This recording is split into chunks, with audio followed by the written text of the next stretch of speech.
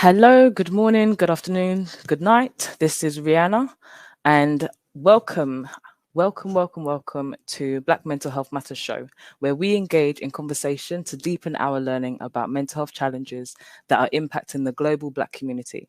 I am your host, Rihanna Ebanks-Bab, and today we will be delving into discussion around the root causes of domestic abuse within Black communities and exploring the solutions through awareness and action.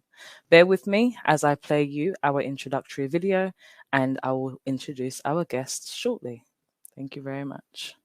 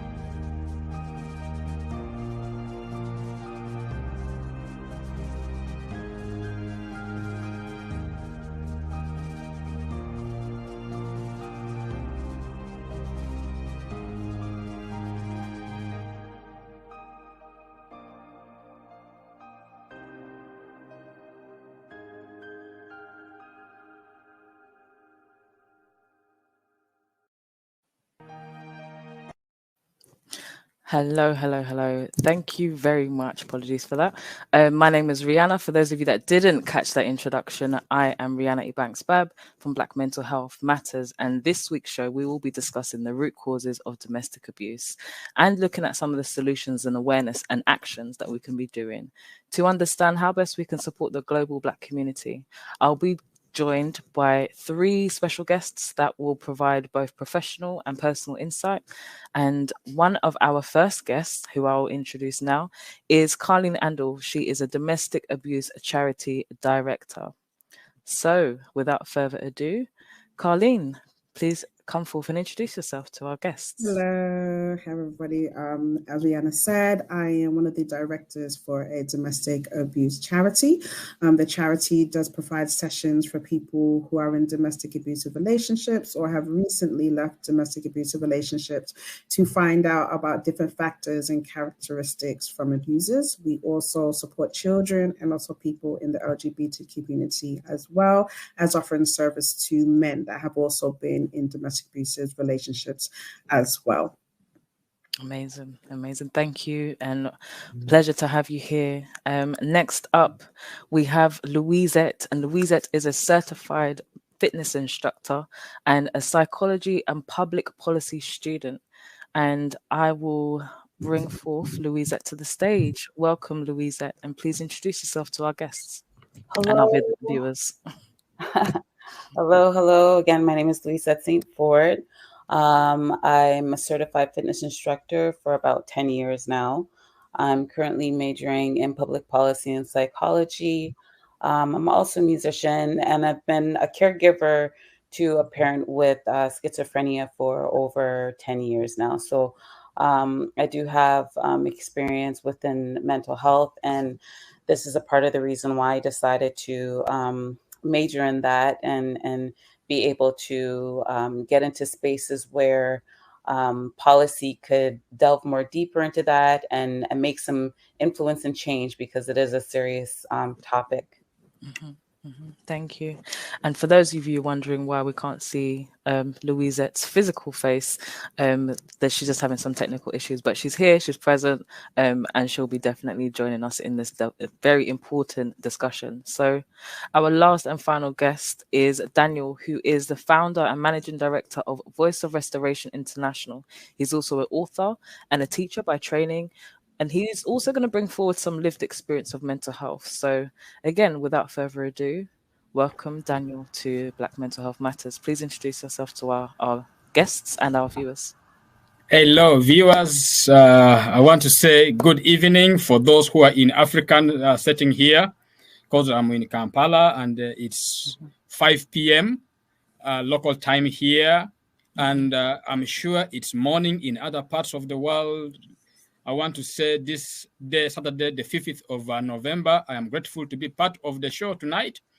And yes, as my host has introduced, Daniel Delabaratibi is my name. And yeah, I've lived experience on this subject, and I am passionate about this particular subject of domestic abuse and violence.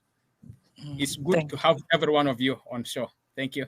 Yes, indeed. And like I said, to give both professional and personal experience, as well as a range of different types of abuse we're going to be discussing on the show today, as well as different perspectives, hence why we've got such a great array of panelists for this show. So let's delve into the first question. And I think it's very important for our viewers to understand the topic at hand through a definition. So in your own words, I'm going to throw this out to Louisette first. Please define domestic abuse, and why do you think domestic abuse services are moving away from the term domestic violence and using the term domestic abuse? Well, what I did was I had to just go through different definitions to get a better grasp of it. For me, what I've realized that with abuse, it can come with certain behaviors, certain actions. It can be psychological. And I realized for me that it's kind of on a spectrum. So it kind of, sometimes the abuse can lead to the physical violence.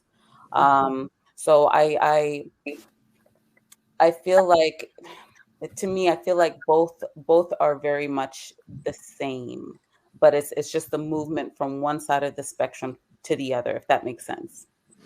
Okay, thank you for that. And Carleen, what would you say? Because I know there's a lot of importance around terminology, phraseology, and vocabulary in this specific area of discussion. So what would you say is domestic abuse, and why are domestic abuse services moving away from the term domestic violence? Yeah, so the reason everybody is obviously familiar with the term with domestic violence, and we know that violence can be a physical action.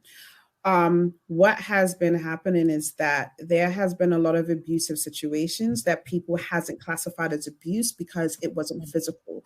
So it's kind of similar what we saw with, some rape victims, where there wasn't any evidence that you said no. So obviously it's not rape. So this is what we find that was happening in domestic abusive situations. Because that it wasn't physical, it wasn't being classified as a certain type of abuse. So the reason why the terminology has changed from domestic violence to domestic abuse is that we have begun to realize that a lot more things need to be incorporated, and a lot of domestic abusive situations actually doesn't even relate to anything physical. So what Louisette was saying, in one way is, what, right, it does, domestic abuse does encompass different things: sociological, physical, sexual, financial, emotional. We also have the controlling behavior as well as the coercive behavior as well. So when we look at all those aspects, we now realize that it's actually abusive behavior and not just physical. And we have many different legislations and different types of laws that have come out now to actually encompass that as well, such as people being followed home, people having things, tracking devices, on those phones. Those aren't physical things, but they are a way of to have the controlling behavior and the coercive behavior, which now falls under the Domestic Abuse Act. Yeah. And that's obviously specific to the UK. I know that you're referring to, so thank you for that as well. Daniel, do you have anything to add to that question? What would you say constitute as domestic abuse, or a definition of domestic abuse for you, especially living in Kampala? Yeah, being an African, we have taken a long time not understanding domestic abuse. We quickly run to understand domestic violence because for it necessitates physical, harm and all that. But when it comes to domestic abuse, we are trying to help people understand, because domestic abuse has to do with a behavior that inflicts or causes distress, and distress affects this person, like my colleagues were saying here, not only in one form. This distress comes in various forms, and it affects how somebody operates. It affects how somebody views life. And this abuse, if it's not taken very well care of, and then it results into negative experiences. That explains why there is a rise on mental health challenges, because of the distress that is coming to the brain, the damage that is coming because of the domestic abuse. Thank you for that. And I think especially where you mentioned about the different types, you've all mentioned different types, but what are some of the common types that we see within Black communities, the common types of domestic abuse that we see? I'll throw this out to Louisette first. Well, I think one of the things that we tend to associate domestic abuse or domestic violence to is that we only put it or connect it to relationships, intimate partner relationships. But for me, we see that as connected to the relationships between parents and their children. There could be elders in the home. There could be how children treat their parents or their elders, right? So it's being displayed in so many different ways. And when we say domestic, underneath the same roof, so I think for me, it's not only connected to the intimate partner connection, where it might be a husband or wife, or boyfriend, girlfriend, or a partners who've been living together for many years. It's connected in different ways in terms of the various relationships between the individuals who are living in the same household. Okay, thank you very much. Colleen, do you have anything to add to that? Sorry, kind of threw me off guard. Sorry. It's okay. I mean, yeah, with domestic abuse, as was said, it does come under, relationships and family as well. As far as in the Black community, if I'm honest, there's not really one that I've seen to be more prevalent. I know that we have things that look to be much more accepted, such as physical. You will see, that person just beats up so-and-so, but not really saying that that's an abusive situation. Or, she has to stay in that relationship because, the man controls the money. And that can be a cultural thing as well, where the mother or the grandmother, whoever stayed at home and take care of the children. But because we have so many new things, such as technology, now as well, which you didn't have before, we see a lot of this technical abuse as well, and stalking that's happening as well, and also way to now track people using phones as well. So there hasn't really been something significant that stands out, which gives more abuse specifically to the Black community, but the level of abuse has increased just due to different things that we now have access to from my experiences anyway. Thank you. And Daniel, anything more to add to that question? Yeah, in terms of abuse, domestic abuse, I like what my sisters have all already said here. Let's look at it from domestic, the word domestic. That means under one roof or under one community. you see that it can be to do with the parents and their children. It can be wife and husband. It can be brother and sister, you know. But then the whole issue here is we're looking at it. I look at it in 6 different aspects. One, the physical abuse, which comes with the intention to cause trauma via bodily contact. Somebody has a bodily contact with you, but the idea is to cause trauma to you. And this can come either through kicking or can come through, you know, all kind of physical touch that comes in an abusive way. The second approach to that, the second area I look at is the verbal abuse. Verbal. Where somebody speaks things and these things go down to hurting your emotions, you know, the verbal abuse. And the other one is the sexual abuse. We've seen many. Can I just interject there? Because I think verbal abuse is quite a poignant one, because I think that is one that many people experience and don't acknowledge or recognize that it's abusive, especially if they're retaliating, so to speak, but they're engaging in abusive dialogue. And I don't think that's many people actually recognize or acknowledge that as abuse. But continue anyway. Actually, what happens with this abuse is when it comes to the verbal abuse here, it comes with the intention of belittling you, in a way of humiliating you, in the way of threatening you, in the name of in the way of calling names, all to let you feel bad, to, you know, it's, And then the sexual abuse, this comes from within. We look at rape, we look at attempted rape, you know, all these incest, sexual harassment, and all this can be there. And then the psychological abuse. And also you look at the aspect of the financial abuse.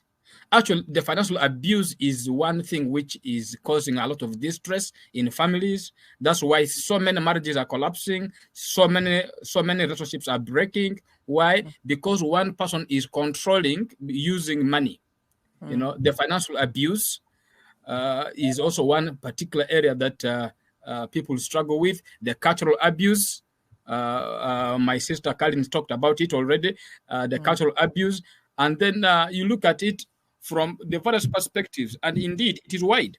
But at the end of the day, the whole issue is its impact, the causing of the distress, the cause of the internal wounds that nobody can see. People are wounded, people are hurt, but then these pains may not be seen, these broken hearts may not be seen, but actually when people are hurting. So it's really helpful that people get to understand this so that they can be able to live fruitful lives. It's true. I know a lot of people would say that with physical abuse, the scars and bruises fade, but with like psychological, emotional, those are the ones that remain and are somewhat harder to recover from. So I can understand that. Thank you for that really nice, rounded explanation of the different types of abuse. But I think it's also important for us to discuss who can actually be a victim of domestic abuse. And before you answer, or before I pick someone to answer, reasoning for this is because I went to an event last week, actually, and this question was posed to the audience. And we were all asked, the question was, who can be a victim of domestic abuse? And everyone was given a mask to paint a face of what a person that can be a recipient or a victim of domestic abuse can look like. So before I give the actual answer that the host gave, I'll throw out to you, Daniel, first. Who can be a victim of domestic abuse, in your opinion? Like I said it earlier on, domestic abuse can be experienced by parents, by children, by siblings, you know, and anybody within the family setting can actually experience this abuse. Thank you. Colleen?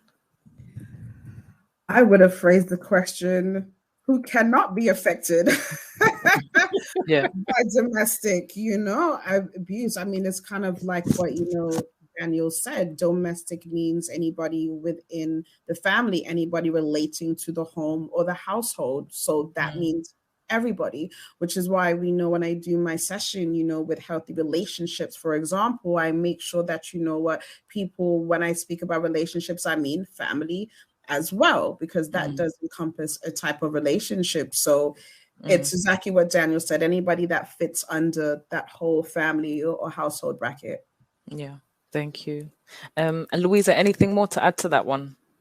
Well, yeah, no, I agree with both Carlene and Daniel, that absolutely anybody could be be a victim of abuse. And I wanted to actually add that one thing that I have observed is that in the Black community, unfortunately, when we do speak of the victimization of abuse, I find that, and I mean this with all due respect, with all those who are watching, who are listening, I feel that sometimes whenever we speak about victimization and when we highlight, let's just say, for example, the topic of abuse against women Black women in the community.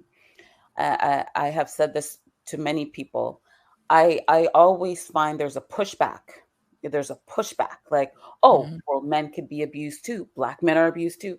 And it's like, I think there has to be a clarification that when we're speaking about the Black woman's experience with abuse, we're not discounting everybody else's experience with abuse. Yeah. It kind of reminds me of during the pandemic, when the protests were happening and people were saying Black Lives Matter, Black Lives Matter.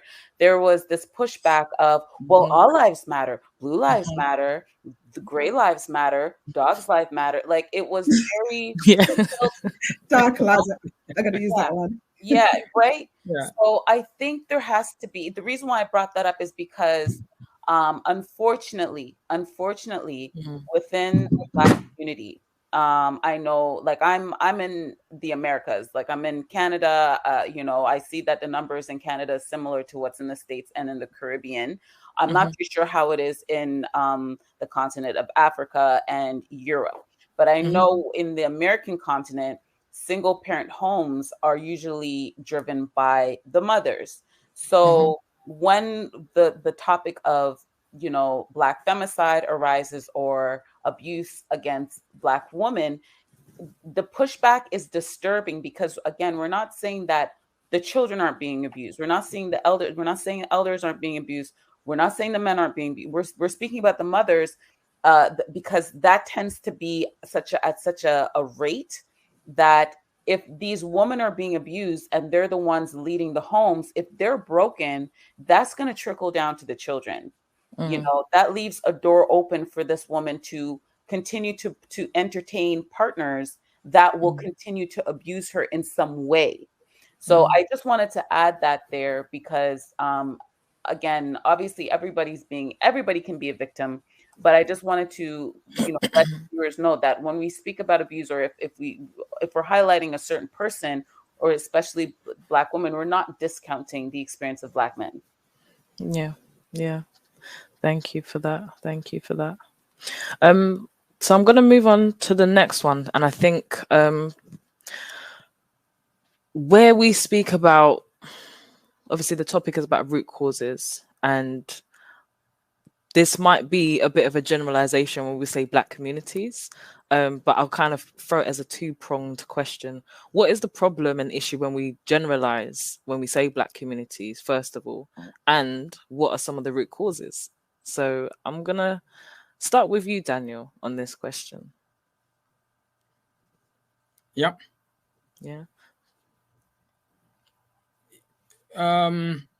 Looking at the generalization, I think we are coming to that place because of we've seen the rate of abuse experienced by this group of people. Yeah. I think it is on the higher rate compared to other races.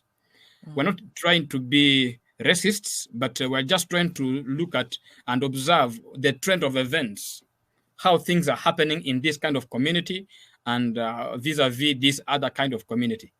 And looking at it like what is happening in Uganda or in Africa actually happens across, only that how it happens kind of differs. But looking at the causes, there are several backgrounds when it comes to the causes of this abuse. And you realize that in most cases, there are so many things that come in. Abuse can be experienced, like I was saying, within the family setting. And the person who has the control wants to manipulate other areas. And it has been said here, you see that sometimes people have been abused, but they get glued there, they get used to the abuse, and they're like, oh, this is now a lifestyle to live because this is how it is, because maybe children grew up seeing this happening, and then the trend just continues. But I think it's time for us to say, no, I think enough is enough. We need to change the whole story, because we've seen our great-grandparents abuse our grandparents, and then also we've seen our parents abuse each other, yeah. And then this whole thing comes, and it comes down up to even us. We are expressing abuse, and some of this is coming from the generational issues, because we saw what was there. And there is something that I wanted to just bring out here, even as I go to the causes. You know, there is some trauma that comes with the abuse, which we refer to as the trauma bond. You know, somebody has been a victim, but then they can't leave. They remain in there. And they have so many questions. Why should I leave? Because, yeah, I might leave, but then still this person, you know, and then they still have to justify why they shouldn't leave, why they should continue with the abuse. They give different reasons.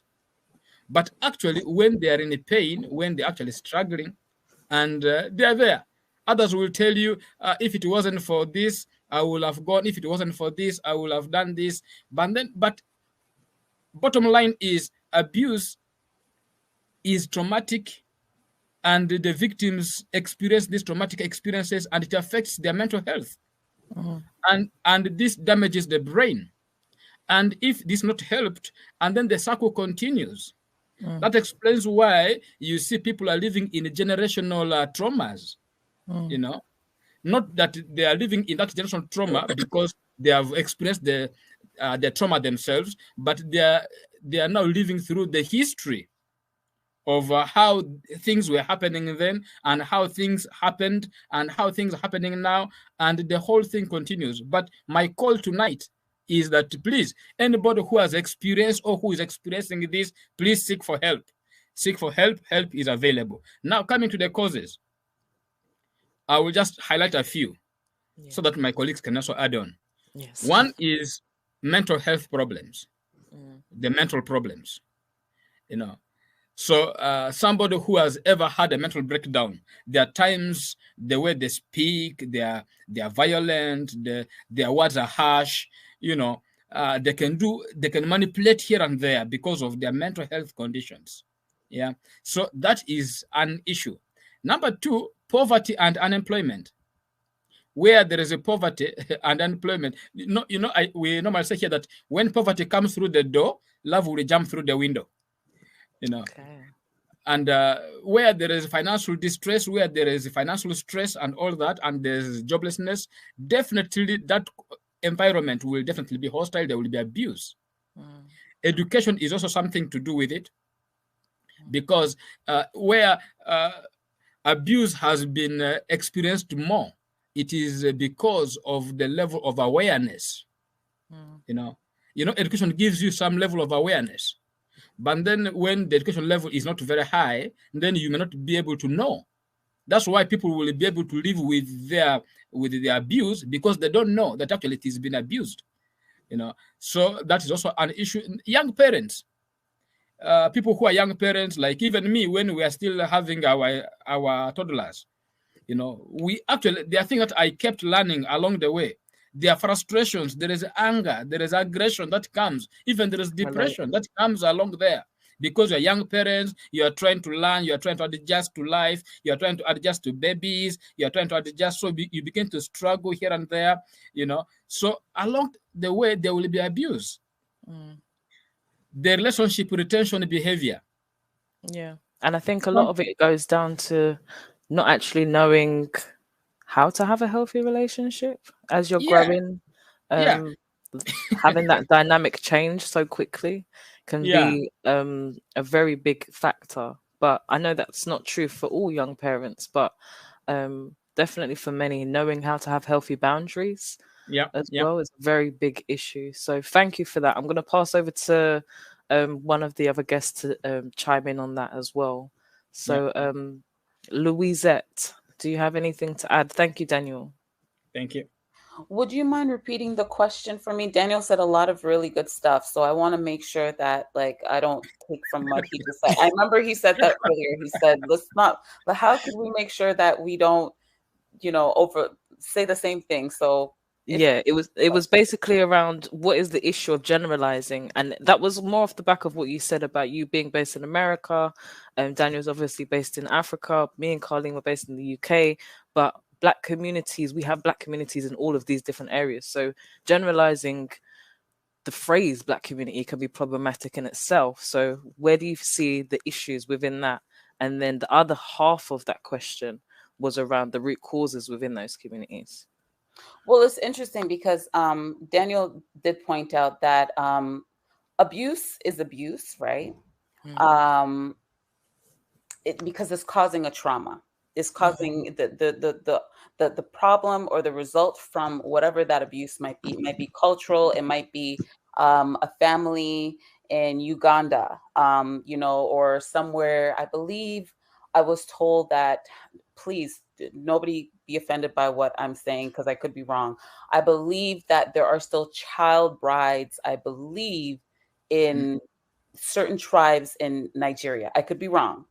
Now, my point is this: the experiences might be differing in different areas, but it's resulting in the same pain. It's still turning into a pain that is creating an epigenetic trauma that is being passed down through generations. Now, when I meet a Black person from the UK, when I meet a person from St. Vincent and the Grenadines, when I meet a Black person from Trinidad, when I meet a Black person from New York, when I meet a Black person from Sweden, when I tell you how connected we are, it's just insane how our experiences are there are more similarities than there are differences. There might be differences in language or, the music or little cultural difference, but the underlying similarities are very strong, especially for the fact that I know that, there are some Black people who don't like to be generalized.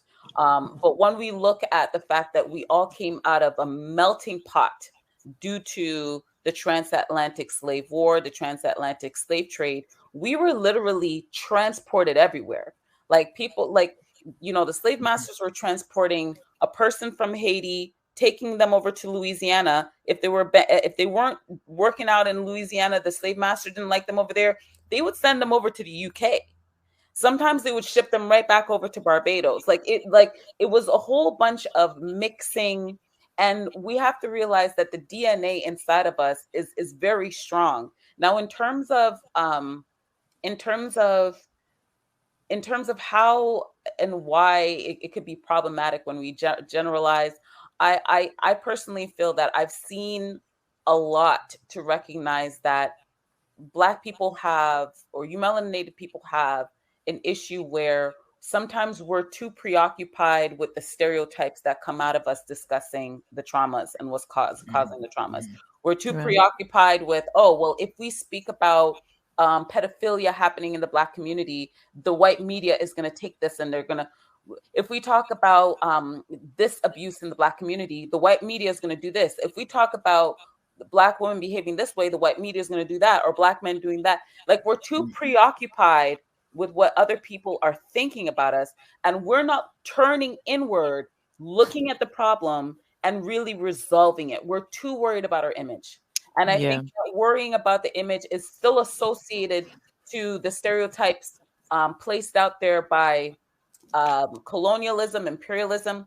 But at this point in 2022, we cannot care what other people are saying, because a lot of us are willingly and willfully perpetuating these stereotypes in the media.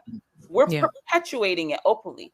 So I think it's kind of crazy that we don't want to talk about the problem because, oh my gosh, you're airing out your dirty laundry, but still many of us are behaving this way publicly. So that's basically my statement. I know it's long, but no, I appreciate it, because it brings back a conversation I had recently, and Carleen, I'm going to bring you into this one here, about we do not police ourselves.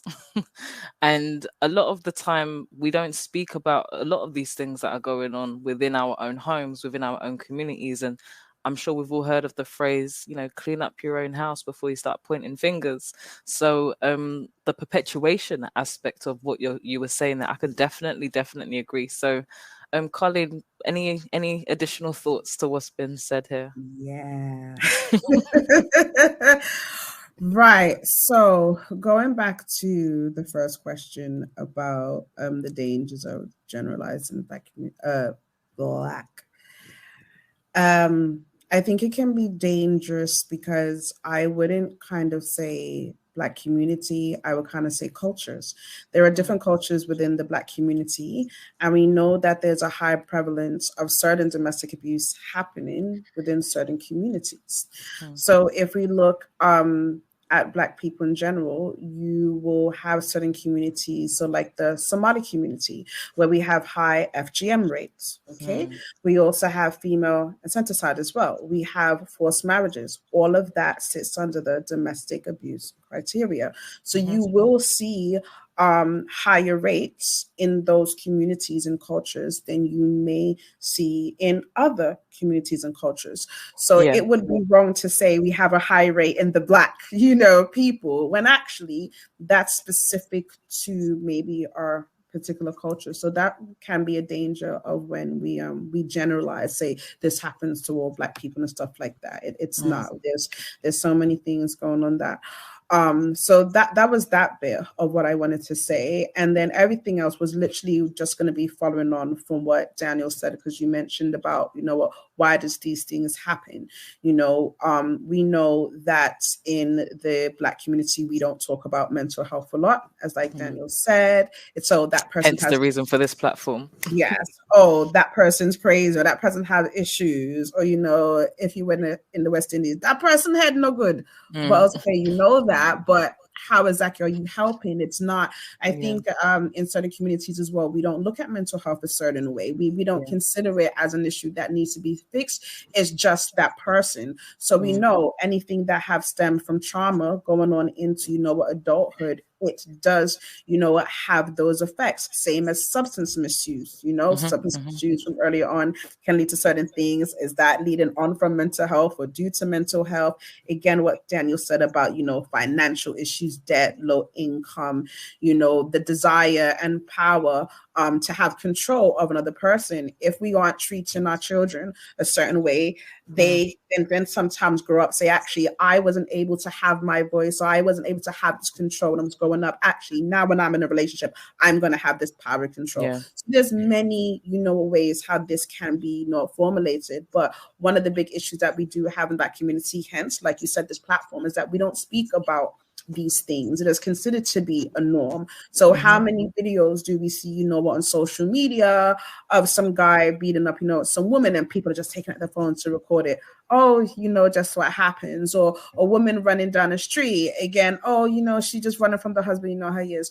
Why have we normalized this behavior when we know in some other communities they are quick to call the police? Why are we not calling the police? Why are we not getting help? Because a lot of behaviors have been normalized. And then we end up in a situation where we have these statistics, especially in the UK, that we have a high rate of Black men with mental health problems, when we know a lot of Black men aren't been, I don't like to use the word trained, but taught to express themselves. So if they can't express themselves at a young age, you then get to a certain age where a lot of things have been held inside, and then eventually something happens.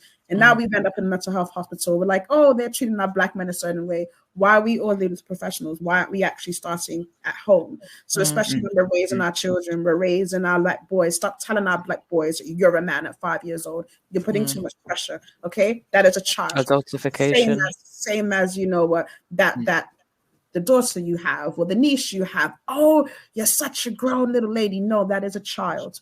Okay, and this is one thing about words that we're using with children, with the pressure that you are putting on them. It leads into adulthood, and which is why we're having some of, you know, the issues that we're having. So I think it's definitely about normalizing behaviors that we need to unnormalize and speak about the impact that it has, because a lot of people don't realize, especially in domestic abusive relationships, we will hear all the time, we've stayed together for the children. Yeah. And then the children get older and you're like, they need help because you've stayed together for the children. yeah, it's true. Separate for the children. It's true. Yeah. And I think one other thing I want to add to this conversation is the bystander effect, that a lot of the time we're very much, oh, that's not my business, I don't want to get involved.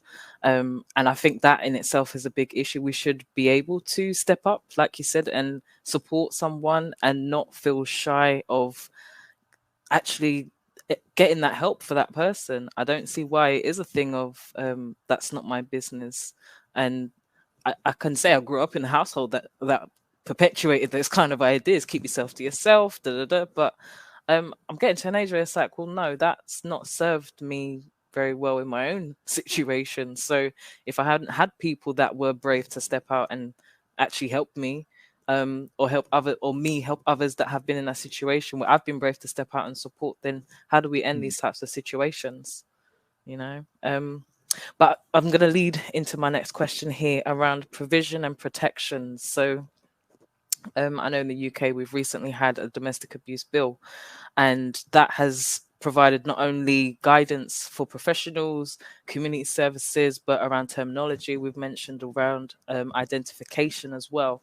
I'm going to direct this question first to Carleen, because I know you are obviously part of the UK, but I'm going to also throw this out to you, Daniel, for provisions within Kenya, and you, Louisette, for provisions in America. But Carleen, what provisions are you aware about in respect of protection, legislation, campaigns? What's actually out there? Yeah, so the most recent legislation that we have in the UK is the Domestic Abuse Act 2021. So this provided further protections to people who experience domestic abuse. And it's why a lot of charities, organizations as well have started to change from the terminology from domestic violence to domestic abuse. We have some provisions that which fall under criminal and civil as well. So we have things such as a non-molestation order that can be granted to a person who doesn't want to be in contact with, you know, the alleged perpetrator. Careful that I say alleged. If something has happened, it now covers different things, as I said previously, such as stalking. It covers now abuse that's happening online as well, which has added a further protection. And again, it does encompass now anything that is not violence as well. So that is now put into law. So when people now do investigations, they do have to look at all of those factors as well, and not just write somebody off just because it hasn't been physical. It also has set a provision that alleged victims do not have to pay in person if they are going to court. They can now do this by video link, which kind of makes sense. A lot of people don't want to face the alleged perpetrator, so they can have that provision as well. We have kind of seen that some people aren't aware of that, and we have had police saying that that person has to come, and we have kindly reminding them you need to look at the new legislation.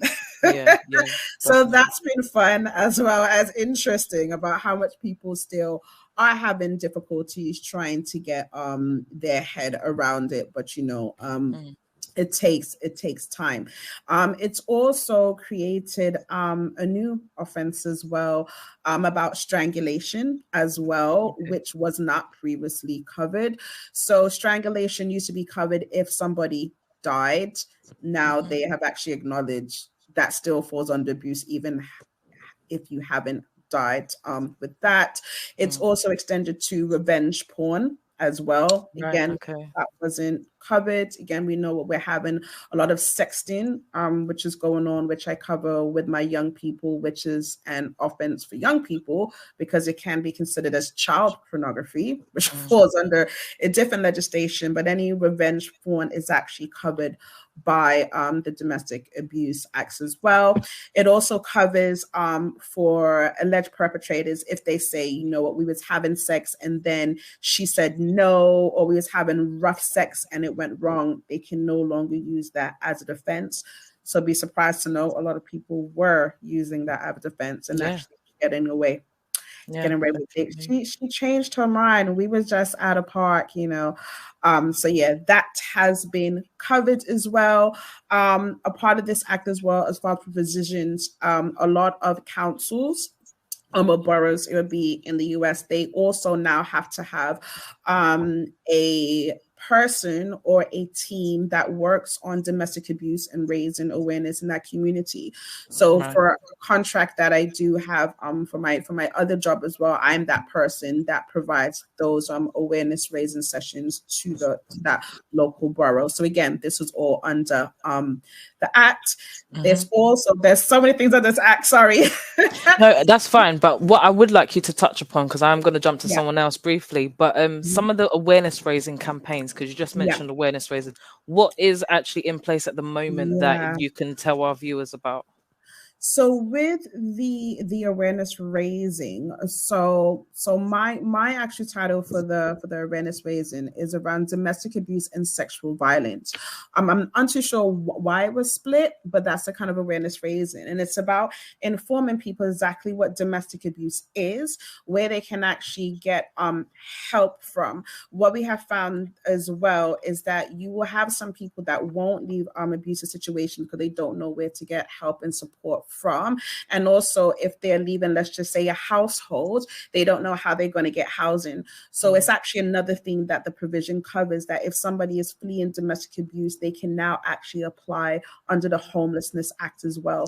So that is a part of the awareness raising that we are trying to do over here, of informing people where you can go. We also, the company that I work for also has an app that lists where you can go. So it has a location function at the end of the app, and no matter where you are in the UK, as long as you press that location function, it will then show you all of the domestic abuse services that are in your local area. Thank you. And I think one that I wanted to add is HSBC. So I know that financial abuse was mentioned here. Do you want to touch upon that just briefly?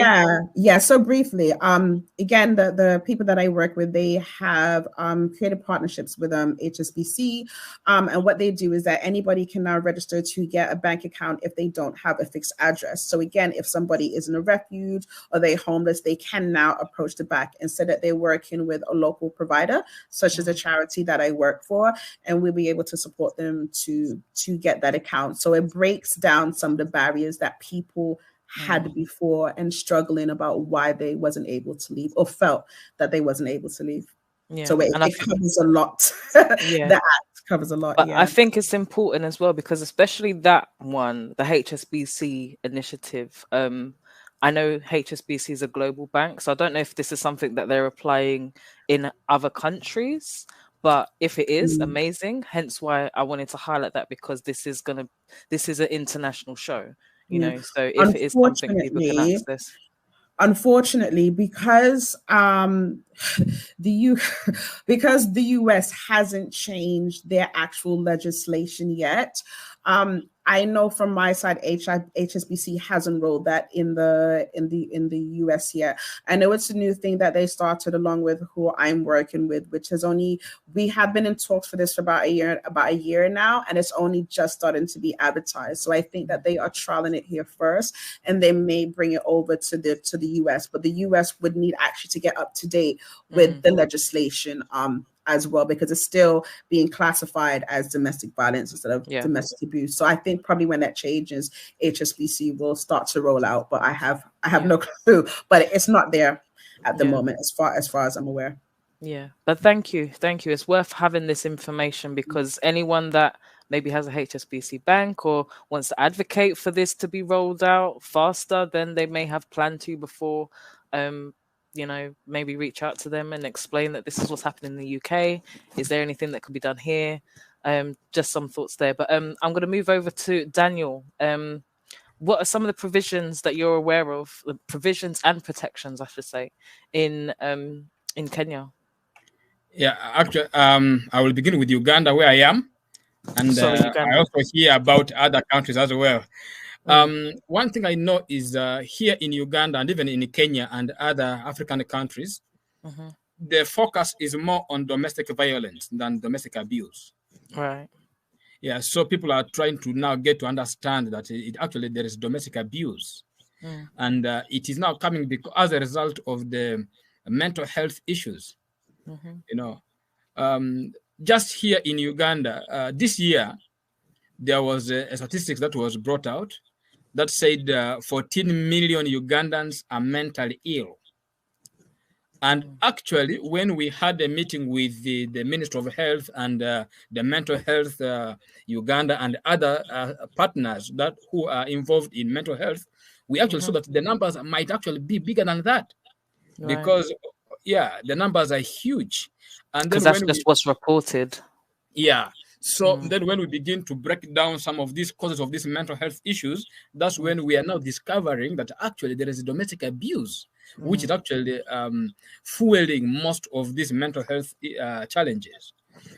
When you find that people are now into drugs of all kinds, people are into all kinds of habits, and the depression is on the rise, everything is going amiss. That's when we are like, we need to do something about this. But here in Africa, mostly the focus is on domestic violence. And then when it comes to the domestic abuse, there are only these aspects where we look at, like I was sharing, that the physical abuse, where maybe the sex abuse and the physical abuse, these two are only looked at and can be punishable by law, and you can be arrested by police because they see evidence. But then when you look at these other aspects of abuse, there is nothing to do with it. But then it is until we try to explain to people that actually this is abuse. And this has an impact on mental health. This has impact on the brain. This can actually damage the brain.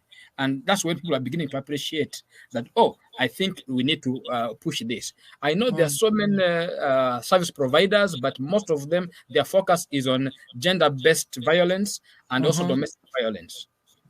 Okay. Yeah.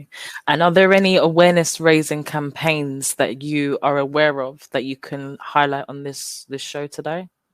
Yeah, basically, I will talk about what I do, because my organization that we started, where I was the one who founded it, actually, who shared the vision with the others, and then others bought in, we began doing a community-based mental health and psychosocial support in communities. And that's when we began showing people some of these aspects. We go to schools, we go to communities, we go to the mosques, we go to the churches, we go to different stakeholders, letting people understand what mental health is about, letting people understand the causes of mental health challenges, the issues of trauma, like I was saying here, because it's that Africa, almost every part of Africa, wars have been there.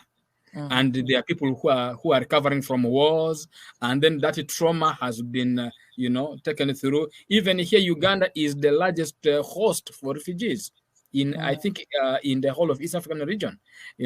I think even Africa. Why? Because we have a huge number of refugees, mostly from Southern Sudan and the DRC Congo, and all these are coming because of the wars. And even when they come, they experience a lot of abuse. There's trauma everywhere. And even Uganda as a nation, we've had a lot of insurgencies. We've had a lot of rebel groups attacking here and there, and people are traumatized, and this trauma has been generational now. And the problem with it is also, even when we are talking about abuse, you realize that some of this become generational. It becomes history. When you're sitting on table to have lunch, or when you're having dinner table, the history, the stories that are shared are only to do with those traumatic experiences, which creates more wound, which creates more anger and bitterness. But then we are trying to help people understand that, hey, we can actually move away from this. We can actually shift and let everyone understand to do with the domestic abuse and issues around it, and then also domestic violence. And then we look at vis-a-vis. But the biggest impact on mental health comes from domestic abuse. I think a lot of it was kind of goes into once you've had, or you're seeking support for whatever trauma or mental health issue you've had, the reintegration back into the family. What kind of support is there for that as well? But thank you very much for that insight as well, Daniel. Louisette, I would love some contribution from you on this question as well, please. Lovely. Yes. So there are so many different organizations in Canada in regards to domestic violence, intimate partner abuse. But one situation stands out for me is actually called Clare's Law. Clare's Law was based on a young woman named Claire Wood. I believe she was white, but her life was taken by her ex-boyfriend, George Appleton, in 2009. And apparently Clare's Law revolves around basically the right to ask a police if your partner, if the person you're dating is posing a risk to you. So it kind of gives the police and any partner agencies the ability to gain access to that person's record, so that to see if that person has a record of abusive offenses, so that you can be more informed about this individual. And unfortunately, there are some advocacy groups right now that are a bit concerned, because in Ontario, where I'm located, that law hasn't been brought here. And since the pandemic, I believe I saw that this was across the board in various countries, that the rate of domestic violence had increased since the pandemic. And so that's one situation that's that people are concerned about right now, especially families who are connected to individuals who were victims of domestic violence. There's also the group that I went to volunteer to do a fitness seminar with in Washington, D.C., the Black Femicide Organization. They are working on trying to get Black femicide recognized as a hate crime bill within the U.S., because the numbers have increased substantially. And when we do the calculations, there's about 3 to 4 Black women dying every day due to within the case of Black femicide, and many of those cases are domestic violence cases. And unfortunately, for example, you have the Domestic Violence Act 116 that was put in place in 1998, which allows domestic violence, which allows the victim to get a protective order from the court. The problem that we've been observing was that even though these women are putting out protective orders, their partners are still finding them and killing them. For example, a young woman by the name of Crystal Walton in Indianapolis, I believe it was in September, sometime in the past 2 months, she was dropping her children off at the daycare, and her partner, who she had a protective order against, he shot her dead in front of the daycare. And so there's been a lot of stories in the past year where these women will take up protective orders, will move states, will try to remove themselves from the environment that leaves them vulnerable to their partner. And these individuals are hunting them down. These men are willfully hunting them down, and killing them. So I think one of the things that we're seeing is that we have these laws, we have these these legislations, we have organizations working to implement these systems to protect these women. But when these women leave these buildings or they're done signing these documents, we don't know how much more, like, what else can these systems do to help protect them even more? Because once these women leave these buildings, these police stations, when these women's partners are set on taking their lives, they don't care. Like, they're willing to do it. They don't care how many years they're going to be put in jail for. So I think there has to be some system put in place to also figure out how to stabilize the abuser, right? Like, we see things put in place, like, okay, the victims, which is very important. But how do we protect the victims? Because over the past year, I've seen so many women who put out protective orders, and one being a friend of mine in the States who had to put out a protective order, and her child's father was adamant to make her life a living hell. And it's very, very sad. So I think it's very good that these systems are being worked to put in place. I feel like there are loopholes. There's still a lot of loopholes. There's still a lot of areas that are weak because a lot of women are still losing their lives.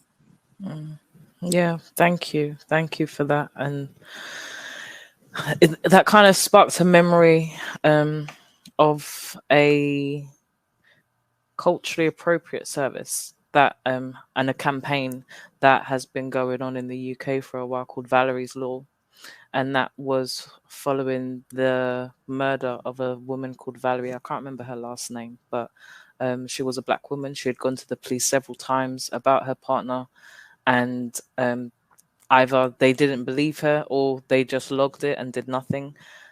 She ended up losing her life. Again, also going to hospitals several times. Information just being recorded. Bruce is not being seen because of her dark skin, so to speak, but also just the responsiveness from the police. So Valerie's Law has been a campaign going to implement culturally appropriate training for police and healthcare professionals to spot the signs of domestic abuse, what the physical signs look like on melanated people as well. So I just wanted to kind of highlight that as an additional protection that's being worked on over here in the UK. But just off the back of what you... Yeah, go ahead. Yeah, just on that point, even when it comes to police, we've had scenarios where a woman abuses the man. I was just getting onto that. And then the man goes to police to report the case. And then the police asks the man, what kind of man are you?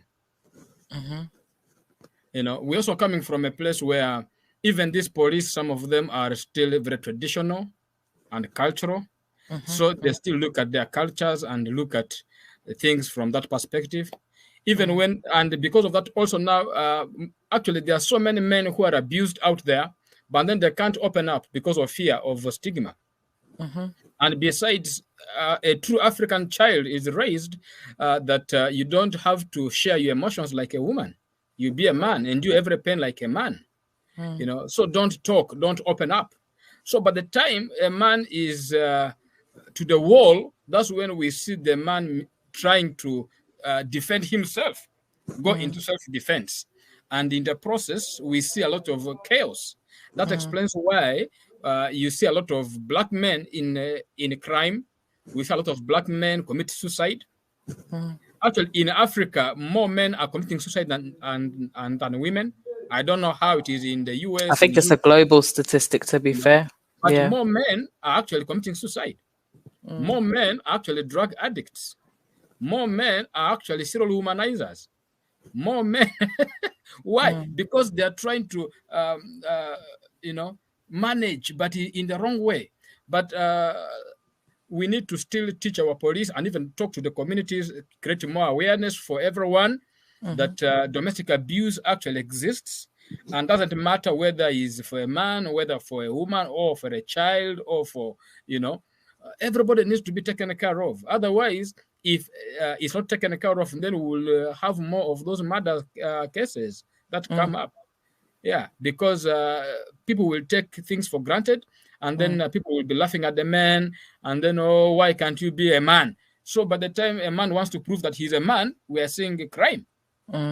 So that's something that I wanted to just add on, that we need to create more awareness on this. And please, men out there, we need to come up to be able to share our stories, to share our pain, so that we can be helped. Yeah. Can I say something very quickly in response to that? Go ahead, because the question was going to be around the skewed perception of domestic abuse services. They're very much skewed to females. So what kind of support is there for people that's outside of this bracket? So feel free to add what you want to add to that, Louisa. Well, the thing is, I think, is that it goes back to who can be victims, the question that was asked earlier, right? I think this is where it's kind of that, like, the conversation is interesting, where there is like what Daniel was explaining, and which I've heard many times, where the statement is that men are very afraid of coming forward and speaking about their abuse. And then there is the side of the conversation where they say Black women or mothers cannot raise their sons, right? So like, you need fathers to raise sons. So the point that I'm making is that in a lot of these groups, advocacy groups, we see the groups that are spearheading these groups are, a majority of the times, I see women who are at the forefront of these groups. I see mothers who are at the forefront of single homes. I see, like, a lot of women are carrying a very heavy load in terms of trying to make changes in the community that it needs the push of men as well. And the point that I'm trying to make is, men have to, and I'm not saying men don't, I'm as a collective, and I'm seeing this just across the board, that men have to push, they have to create and carve those avenues, those lanes. Like, I think there's like, when we say, men are afraid to speak up, and when men speak to the police officers saying, what kind of men are you? Just like Daniel was saying, I've heard these things. And so what it's basically saying is, we live in a patriarchy. So it's the patriarchy that is forcing men to either become the abusers to prove that they're men, or is making them say, okay, don't say anything, because a man cannot be abused by a woman. So there's a pressure here on men from other men. And then you also see some women saying, well, what kind of man are you? Or taking advantage of the ability to abuse this man, because she knows this man is not going to abuse her back.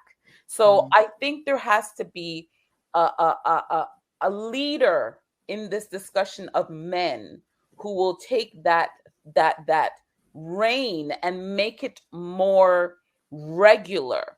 like make it a regular discussion and really reach out. And where I'm getting to is that I see small organizations in the States. Like on Instagram, I'll see a small group of like an Instagram page where men are speaking about, sharing their emotions. They'll have like about 300 followers there. And then I see another Instagram page in the UK where it's a small following of Black men doing this, and another. And it's like, I think it would be so beautiful if men could bring each other together from these various spaces and work on going into offices, like political offices, and working and spearheading these organizations themselves. Because I think a lot of the statements of there needs to be a this and there needs to be a that for men,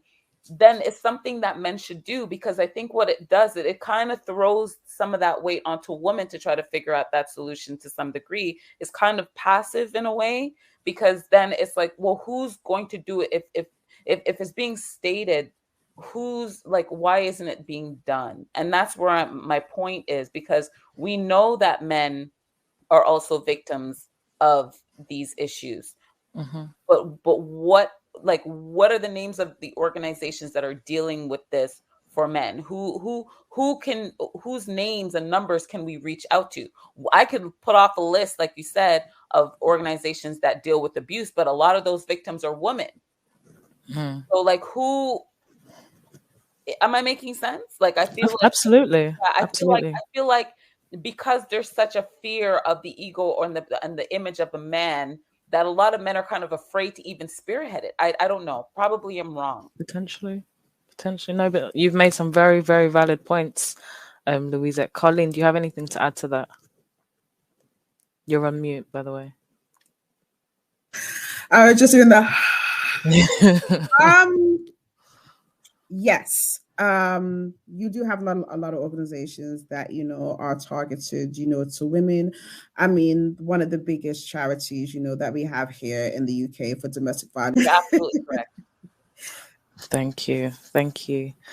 Okay, so I'm gonna kind of lead into any personal stories or case studies that can have a bit of a highlighting context to how you may have identified signs, signals, or even just behaviors around domestic abuse, either within your own home, within your own relationships, or people that you've closely worked with that you're comfortable to speak about.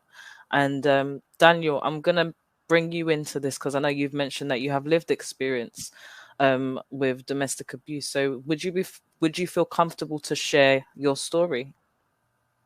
Yeah, sure. Why not? I want to pick it from the perspective of the abuse that people have been through. And I want to pick it from family as an example to begin with. My first book that I published is called Overcome Rejection. Turn Your Greatest Dreams into Reality.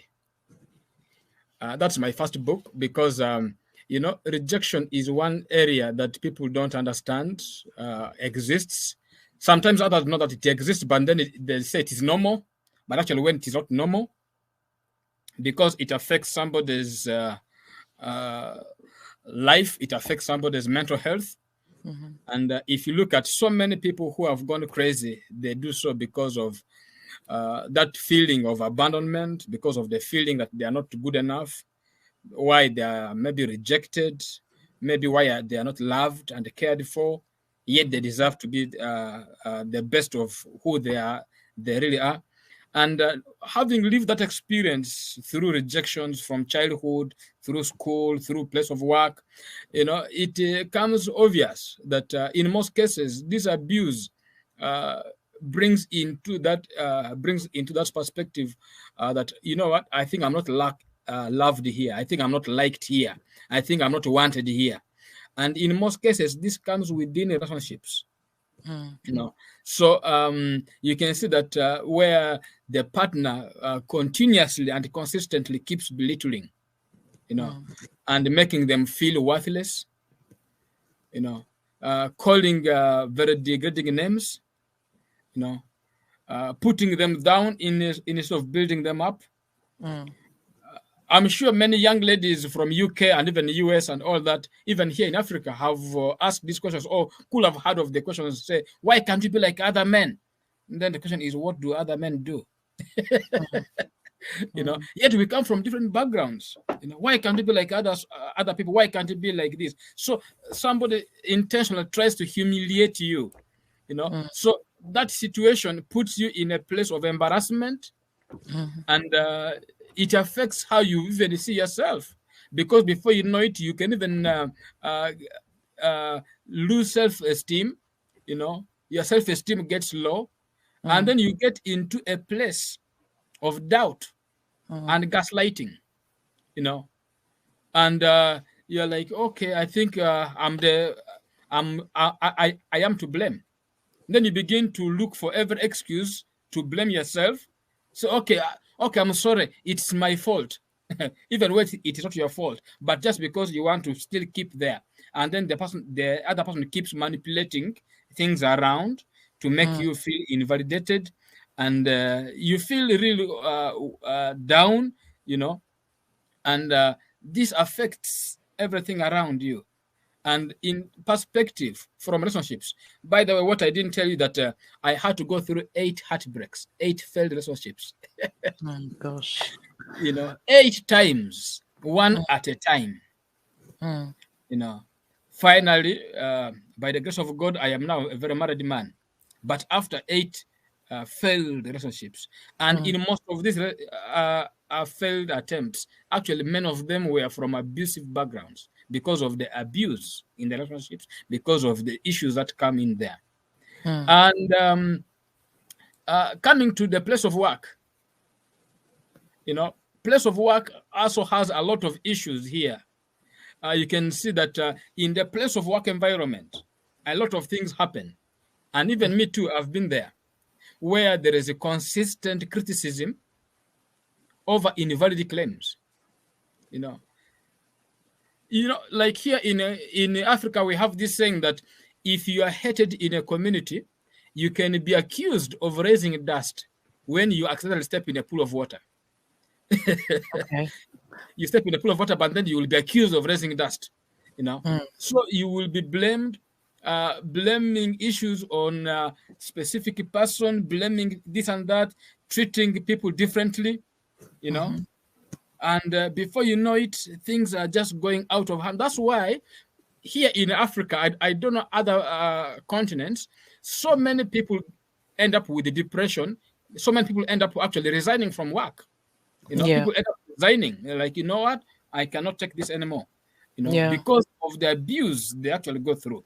And this has also been there. I've been there. I've lived this myself, where you can be accused, even other people trying to make accusations, false accusations actually, trying to bring things to you when they are not actually, that doesn't even have to do anything with you. So I've been there, so I know the pain of that belittling, the pain of the accusations, the pains of the rejections, the pain around the traumatic experiences. Yeah. Actually, in most cases, this particular area here, it contributes a lot in mental health challenges, in mental breakdowns. And my book, Hope in the Age of Depression, actually came as a result of my depression that came along those lines, because I had to live with some for some time with the depression. And by the grace of God, I think I'm much better than where I was. And I keep going, and there's still hope even in the age of depression. We've been there. That's why I chose to be an advocate now, sharing my experience, letting people know that there is still hope even when things are falling apart, and trying to show them, what did I do that other people can also do to get out of this? What can they do also? What are the things that I also learned from other people, so that other people can also be able to come out of their dark moments? They can also come out of their abusive relationships. They can come out from abusive work environments. They come out of the abusive, toxic environments, and be able to pursue their lives, because suicide has become a killer across the globe. So even today, people have committed suicide, and others actually right now trying to contemplate suicide. So it's something that we can keep putting more awareness out there, let people know that actually suicide is not an option, but actually we can turn things around. If I turned it around down here in my village here in Uganda, I think even others out there can as well turn their dreams into reality amidst all this kind of chaos. Thank you for sharing your story, Daniel, and very happy for you that you have found your true love. Hopefully that's your true love there, and keep doing the awareness raising that you're doing, because lived experience helps other people connect to their own story and know that they're not alone, and that there is, like you said, hope in the midst of a downturn. So thank you very much for that. Can I surprise you? Go ahead. I keep moving because I am a registered Liverpool fan. So you will never walk alone. So that keeps me going. When you walk through storms, when you walk through, hold your head on high. You ruined it, Daniel. You ruined it. You never walk alone. So you shouldn't be able to give up. Walk with your head on high, with the hope in your heart. You could be walking. Actually, there could be people right now who are in the midst of storms, where their dream is actually being blown away by wind, and they are struggling in there and out there. But still, at the end of the day, I wish I could sing for you the Liverpool anthem, but it's okay. Yeah. Well, thank you very much for sharing, and that Liverpool analogy. And anyone that doesn't know, Liverpool has had a very problematic journey. Let's just say that. Thank you for that. Anyone else? Are you comfortable to share your story around a case study or domestic abuse? Anything? I have so many stories, so I'm not going to bore anybody with all of them. But I will give a case study about a client of mine. Gosh, I'm not going to cry. But she actually came into refuge with her son. Now, her story is slightly different from the other people that we were working with, because a lot of the other people that we were working with, they was having forced marriages, and hers is considered a love marriage. So there were no signs at all.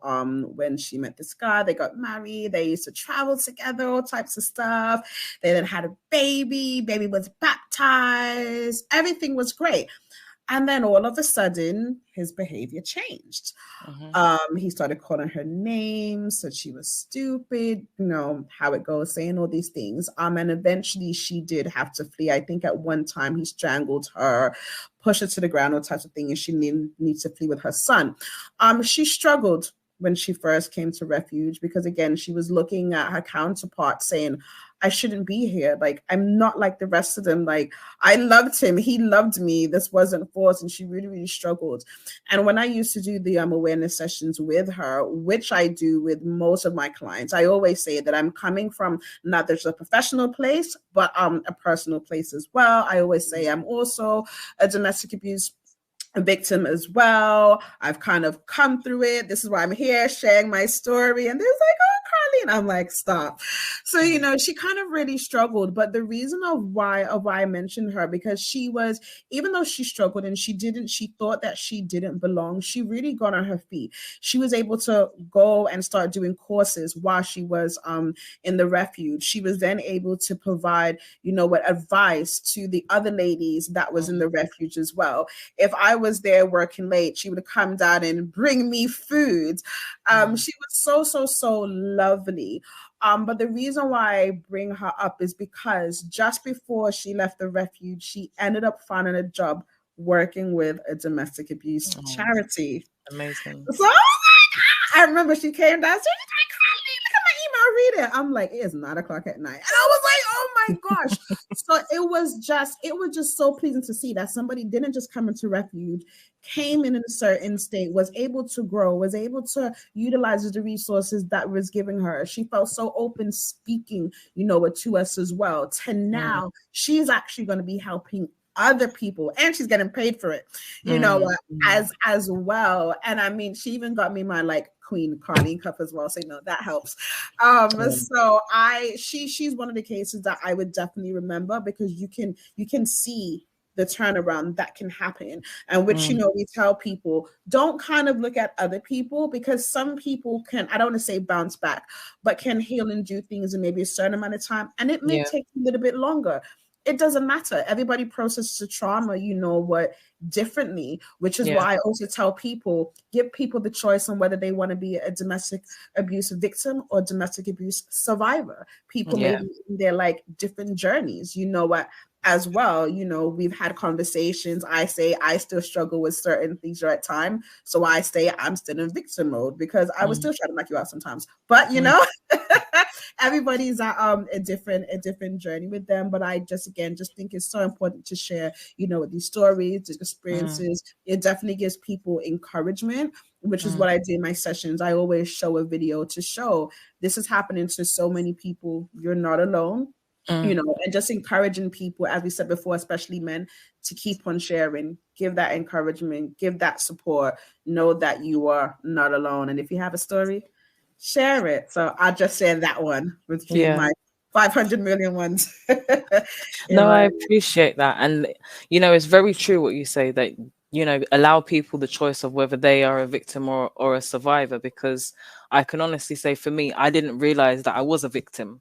And especially at the age that I was when I was experiencing domestic abuse, I was just like, oh, this is just how things are, because of the type of family setting that I came out of. My dad was very abusive anyway. So it was a thing of, this is how men treat women. So, that's just how it is. And I think it was several situations where it was police that got involved, or neighbors that got involved, or the school that got involved, that I started thinking like, this isn't normal.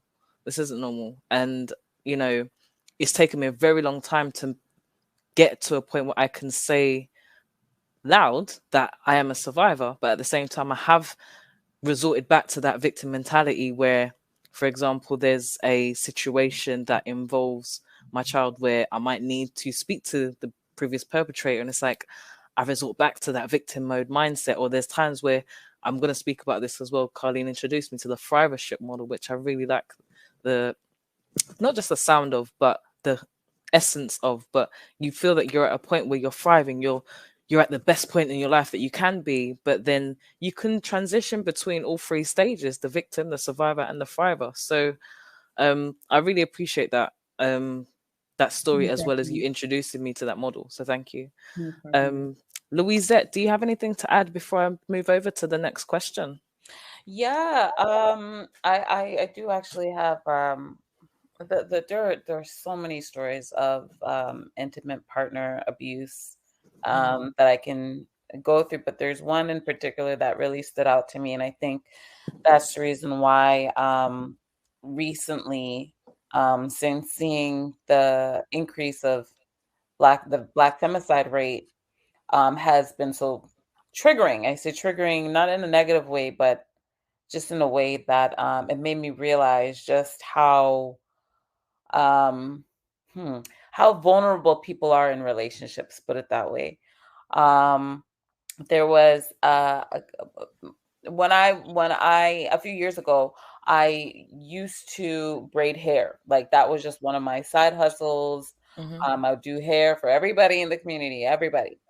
And and a friend of mine, she introduced me to this young man who was actually her mother's friend. So her mother's best friend's husband, basically, put it that way. I know it's like a lot of this person's that person's that person, but whatever.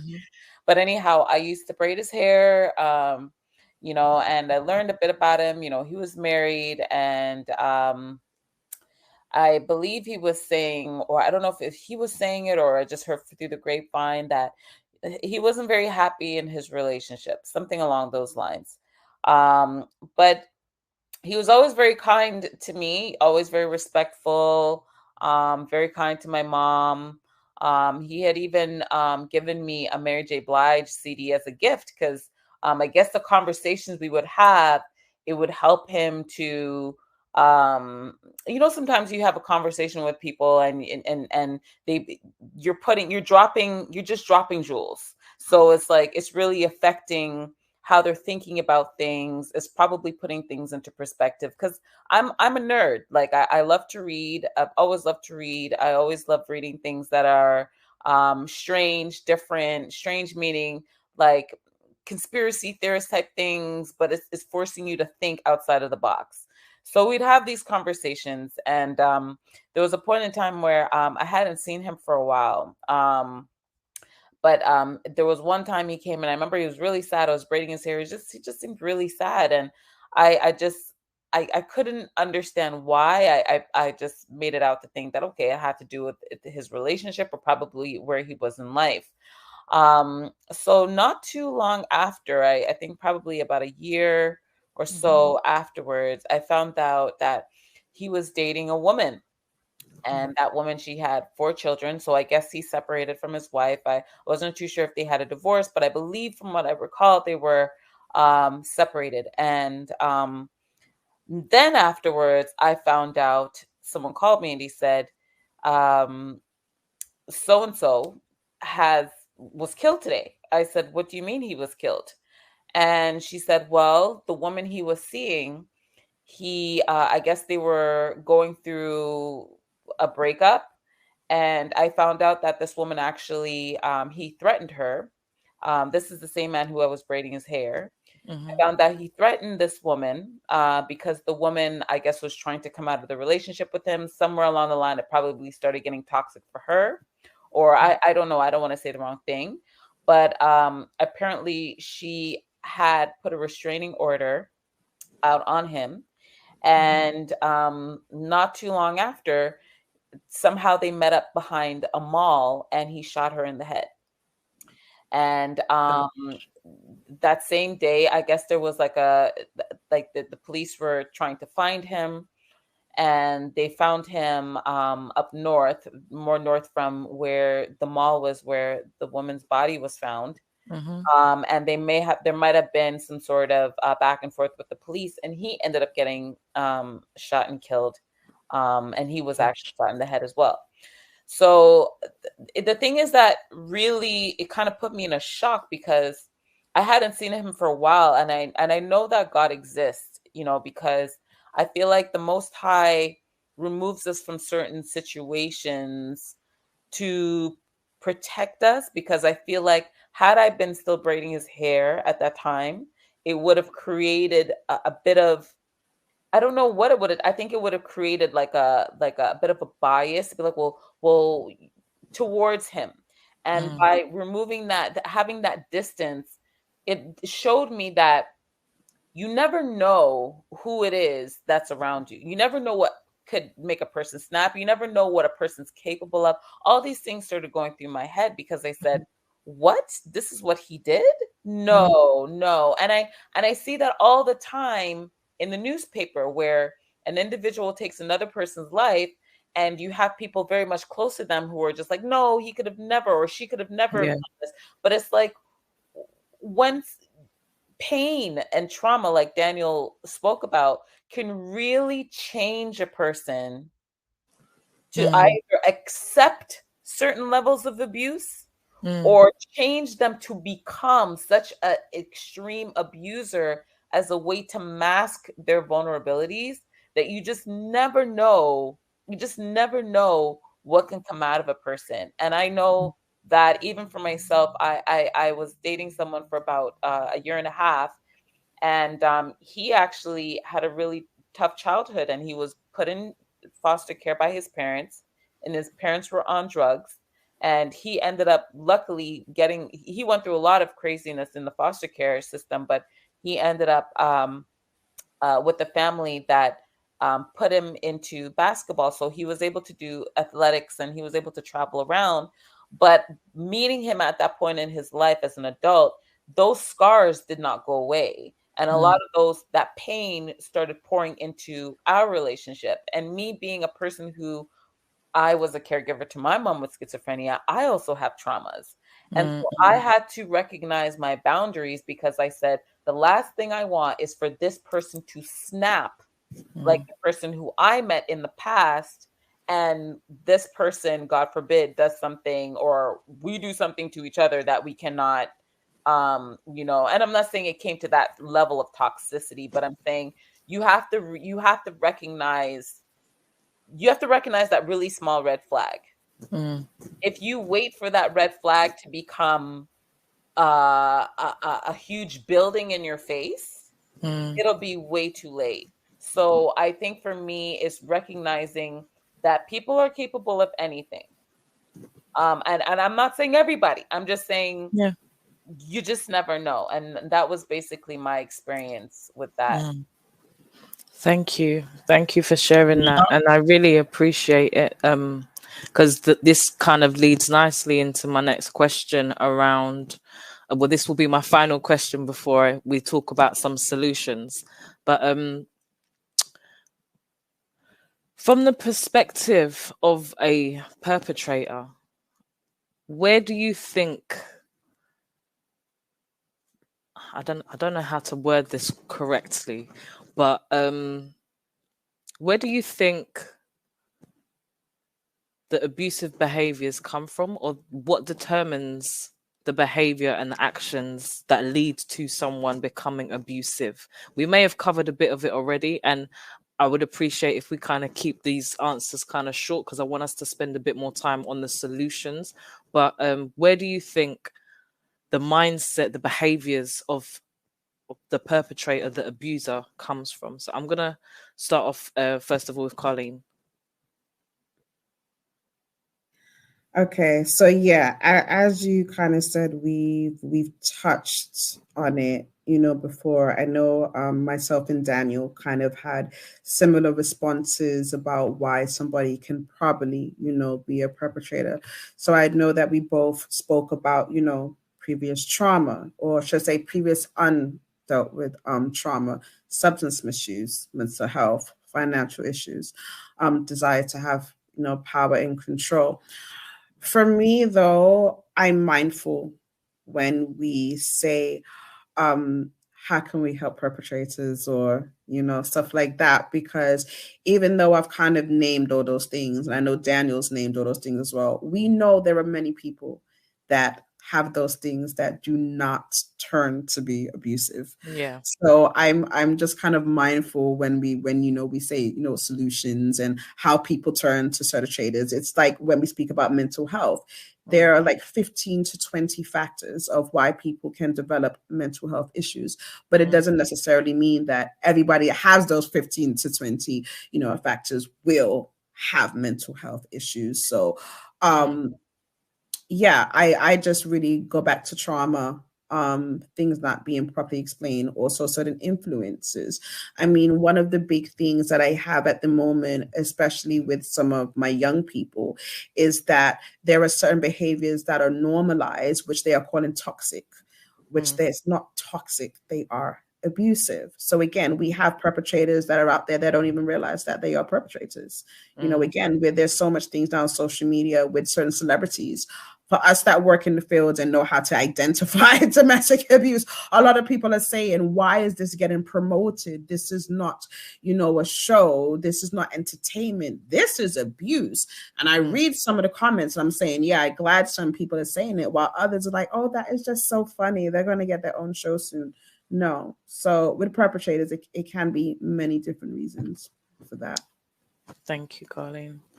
Daniel, did you want to just jump in there, or Louisette, before I move on to awareness and action rather than solutions? Daniel, you're on mute. I just want to bring out these two, the cultural background. Every one of us, at least we have a cultural background, and somehow this cultural background molds how we view life. I was in one community, we were doing a mental health awareness campaign, And one person told me that in that particular culture, if the husband does not beat the wife, then he does not love the wife. Yeah. Mm. So you can see some of the traditional mindsets. Mm-hmm, So mm-hmm. that also, then that means what every man who grows up should be able to beat the wife. And also remember, this is what we've seen doing. Mm. You know, one thing I want, even when I talk to parents, I'm also a parent myself. Do you know that parents don't actually, children don't do what you tell them to do, but rather they want to do what you are doing. Mm. Yeah, they will be observant, they will observe. So when they grow old, they want to exercise what they have already seen. So equally, that is one of the areas that people, how people end up being abusers. Yeah, mimicking. And then self-defense. Some people are doing this because they believe they're defending themselves in self-defense. So somehow you see that somebody is trying to say, okay, you the other day you did this, the other day you did this, so today let me also do this in in defense. So somehow it comes in like Kalina said here rightly. Trauma has issues. I always say hurt people will always hurt others. Yeah. Yeah. So when a child is hurt from childhood, and because he has no powers, he may grow up, but he will grow up with this wound. When he grows up, when he's independent on himself, then he will want to prove a point. So somehow the issue is unresolved traumatic experiences we've been through, unresolved trauma and the pain we've been through with our families. And it is actually worse in African and Black setting, in that people carry out these horrific acts through unforgiveness. We carry this, and then you remind the parents many years later, they say, you know what, there was this year when did ABCD, and therefore I'm not going to revenge. So, so revenge is one other cause, because people want to revenge. That's very We are true. wired that we want to prove upon the so we can also revenge. So in one way or the other, yeah, those are some of the additions I can add on. Thank you very much. And Louisa, anything that hasn't been said that you might want to add? Yeah, would you mind repeating the question again for me, please? Yeah, it was just from the perpetrator's lens. Why do you think, or what do you think some of the determining factors are that people become abusers? Well, thank you for repeating it. I just want to make sure that I had the correct answer for it. I find that number one, again, it goes back to the individual who is being primed for the abuse. I think the first thing that individuals have to do is recognize what they're being groomed to put into, because there's a grooming process that occurs first. So I really encourage people to recognize, read, study, look at videos, figure out what are grooming techniques that perpetrators tend to use on individuals, because a lot of times the perpetrators, they have experience doing this. That's the first thing. The second thing is when a perpetrator sees that they can do it, and they see that they can disrespect, they can move the goalposts a little bit, push your boundaries, they're going to take advantage of that. They're going to exploit that. So I think it's really acknowledging that we live in a world where if you allow someone to exploit you, many times they will exploit you. We see that even with companies. Companies will exploit their customers. They will, there's a lot of cases where we see in the world where exploitation is just, people will use it as long as they recognize you're either willing to participate in it, or you just don't recognize it. But if they get the opportunity, they're going to take advantage of it. Thank you for that. And do you know what? There was a question that I wanted to ask around that, but that might have to wait for another show, because in regards to exploitation, grooming, trafficking, modern slavery, a lot is all encompassing under this umbrella of abuse. So yeah, we might have to do a second show around that. But before we round off and you let everyone know where you can find them, we've kind of covered awareness, we've covered advocacy, we've covered education. Is there anything else that you can add to the mix on how we can bring more light and awareness? And I don't want to use the word solutions, but actions to how we can improve domestic abuse within Black communities. This question is to Daniel, first of all. You're on mute, Daniel. Thank you. Thank you for the reminder. Yeah, there's so many things that can be done. And like I was saying, that many times people actually don't know that they have been through abuse. Even when others know, they take it that it is a normal thing. But we keep creating the awareness, and then we want to see how best they can actually be helped. And the first place is realization. You know, you can't do what you don't know. You only do what you know. So the best place to be in is, first of all, acknowledging that, yes, I've been through this. So do I want to remain here, or do I want to move from here to where I'm supposed to be? So when somebody realizes where they're at, then it becomes easier for them to be able to see how can they get therapies, what can they do to get out of the situation, because the situations vary. So, but the first place is recognizing, where am I? Where am I? I like their point. Am I at the victim side, or am I at the survivor side? And if I'm on the survivor side, do I need to remain on the survival mode, or I need to thrive? You know, so that will inform what steps somebody can actually take. Yeah. Because it is until I was in one community, we were talking this, and then one community, one person said, no, we are used to this. Don't remind us. We are okay. We are good. We are good. We are good. You know, so it is until one realizes where they're at. Because it will not be just generally, but it begins with an individual realizing where they are at, so that they can be able to move to the next level. So, but then the question will be, how can they move? So once they have realized that, then what I will just recommend, my recommendation will be, from my own experience, communicating with others who have experienced the same. Because the question will be, how did you do it? How did you get to where you are now? You know, so their footprints, their footsteps, you know, so that you can be able to then walk along with this person as you share, as you communicate with others who have lived similar experiences. That is where healing actually takes place more. Absolutely. You know? Yeah. And then looking for support groups, because you need to be in a place of support system. You don't need to be in isolation. You need a support system that can actually support you non-judgmentally, you know, because we are in also a world where we want to judge and we want to point fingers, accusing fingers. But then blaming. Yeah, and blaming. Yeah. So, but then here we need to get to a place where we can get a support system. That support system can accept us and then can give us a backing, show us how to do it, and then maybe even help us identify our errors.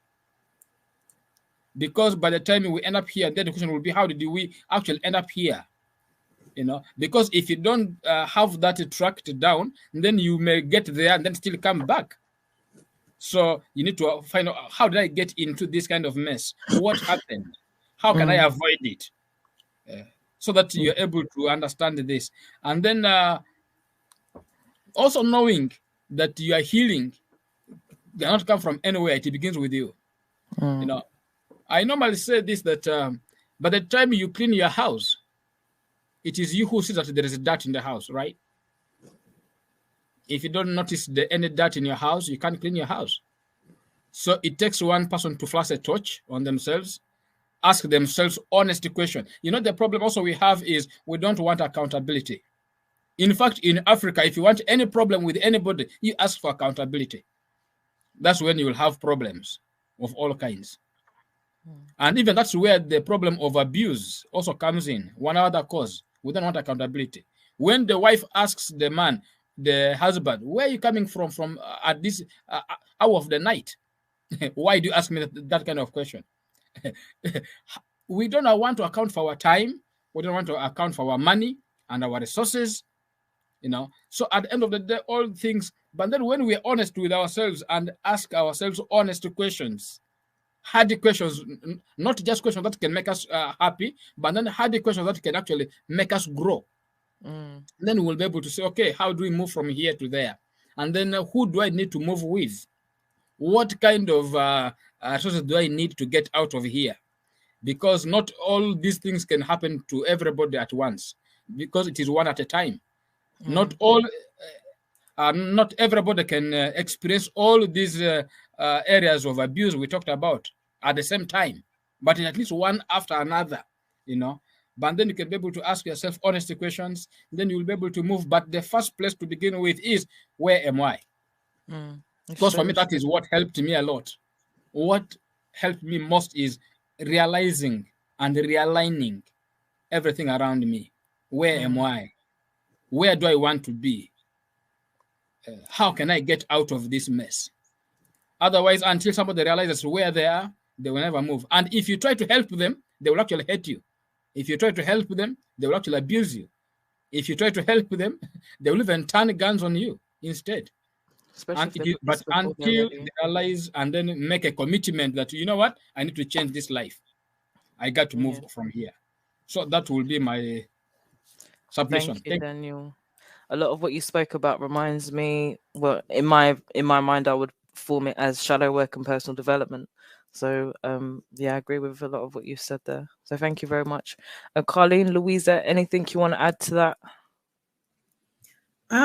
I think as far as how we can help, again, I don't really know too much about what's going on in the school system within the US, but I know definitely over here in the UK, the education department basically has been told that they need to start incorporating healthy relationship sessions within the schools. So I do know quite a people that actually are formulating those programs for the schools. So that is one way that we can help. Again, like Daniel said, there may be families that don't even actually understand domestic abuse. So sometimes it may be better that this is happening within the schools. And I think as well that we need to have safe spaces for the Black community to speak about certain things, because we are aware that sometimes we may not go to certain places because we don't feel comfortable, and how the issues may affect us, due to cultural backgrounds or whatever, may affect certain people slightly differently. So again, it's about promoting, creating those spaces, having to say, yes, this is what's going on, even just come along for a session. So kind of how I persuade some of the young people to session, it may not even be for you, but come to tell a friend. And then they come for free food, but then they learn. They learn and they know. So I think it's about creating those spaces, but definitely starting out from young, because as you said before, you will have maybe some children or some adults see certain things and think it's actually normal, and then end up in situations, or as we said before, they may say, okay, well, it's not physical, so it's not domestic, abuse, when actually it probably is. So definitely more safe spaces and do more stuff in the schools. Yeah.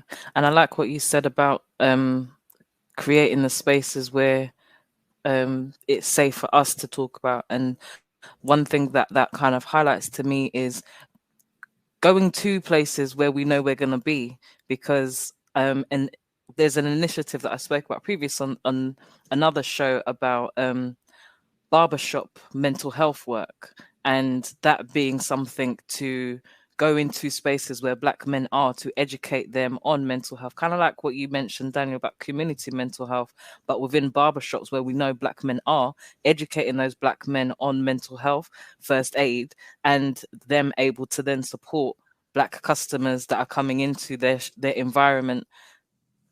It's perpetuating that good practice, that good support, so finding spaces where we know we're going to be and entering those nuggets of knowledge where we know it can be received. Yeah, because even if you think about it, when you go to the doctor's surgery, you'll see posters up about everything. There's nothing stopping us from putting up a poster about domestic abuse, but in parentheses put people of color, people. How long do we sit in waiting rooms now? after COVID. An hour or 2 hours. You Mm-hmm. have enough time to read to see where some of It's these true. organizations are. Or No. even the waiting on the phone, like, you know, we're used to those dead ass tones. I'm just gonna Yeah. call it as it is. Yeah. You can have a Mhm. message that's running on repeat through Yeah. the waiting tone. So Yeah. Also yeah. I just wanted to mention really quickly, it's only because I remember having this conversation in the panel that I was having, but another group that is excluded under domestic abuse as far as what we talk about is also the elderly as well. So we do have a few cases at the moment where we've had elderly people been victims of domestic abuse. Mm-hmm. And because again, with technology, they can't access certain things. They wouldn't be even able to use the app that like I was talking about. So we are now looking at how do we reach the elderly community as well, because they are actually excluded when it comes to getting help and support just due to technology that we have now. Yeah, especially in this digital era that we're in. So yeah, I can appreciate that. Thank you. Louisa, anything you want to add to that before I ask you all where people can find you for more information, support, and advice? Yeah, I think like everything Daniel and Carlene mentioned are great. I wanted to add that I think some of the first things we do on the ground as a community is that we have to accept that toxic behavior should not be acceptable. That's the first thing. Meaning starting with the people around you. You know, the way that let's just say a relative is treating their child, is that warranted? Like, how do we sit down with that person and let them know, you know, probably that's a little bit too much. Like, you know, like when we discussed earlier, where we're just like, okay, just mind your business, just let this stay out of, you know, for example, there was a story of a young woman who actually was being abused earlier this year, actually, and her friend went back in to help her, to pull her out, because the boyfriend was actually getting ready to tussle with her, and he attacked both of them with hammers. They both ended up in the hospital. Now, moving forward, they both survived with severe injuries, but the boyfriend ended up going, and I believe he took the life of the friend. And the thing is that we really, really have to do our best to speak to the people around us. We really, really do, because I know Daniel, as Daniel mentioned earlier, that you know, in certain communities, the statement is the way how you prove to your wife you love her is by putting your hands on her, something like that, right, Daniel? You had mentioned, Yeah. right. So the thing is that there are also women who believe that if a man doesn't put his hands on me, he doesn't love me. I've also come across that. We're women who've actually said those things. It's not a high number, but it's kind of like, whoa. So I think on the ground around us, it's like you see a woman speaking to her husband in a certain way, or you see behind his back, or when he's not around, she's doing shady things. She may be your friend, but just because she's your friend doesn't mean you can't check her. When men are seeing other men doing certain things to women that could lead, like I said, it's the red flags. Like, don't wait until the red flags get to the size of the building in your face. When you see these characteristics in people, because people snap, like you hear crime of passion, right? So it's like, I think it's really our job. We have to do our due diligence to talk to the people around us and say, what you're doing is wrong. It doesn't matter if they're your friend. It doesn't matter if they're your sibling and they're not listening to you. You keep talking it into them, because I feel like a lot of times, going back to what we spoke about earlier, is that we kind of like, okay, this is none of my business. This is none of my business. And that's one of the biggest issues. And I know sometimes even within the community, sometimes we also have some people who want to be the saviors, and we have the savior complex. So it's kind of like, if there is a savior complex, figure out ways how you can speak to these individuals, whether it be the person is the victim or the perpetrator. Because I've also spoken to police officers who say, that the reason why some legislations aren't really put in place or some police officers don't take it seriously is because the victims always end up going back to the relationship. So I think a big part of the issue for me is that we really have to build a relationship with the people around us to a point where we can speak to them in a civilized way to encourage them to better their behavior or better their responses to certain things, because we can have all these organizations. That's really great, but we are also people who are shoulder to shoulder to some of these people who are experiencing this stuff. I can 1000% agree. In many, many ways, both historical, current, definitely agree. Thank you for that additional point. So I know, viewers, this has been a longer show than usual, but as you can tell, it's one that we needed to have and likely we'll have again in various different forms. So for our listeners, our viewers, and whoever's watching, please let people know where they can find you, what you've got coming up, and how they can get in touch. So I will start with you, Daniel. If you can keep it brief for us, where can people find you? What have you got coming up?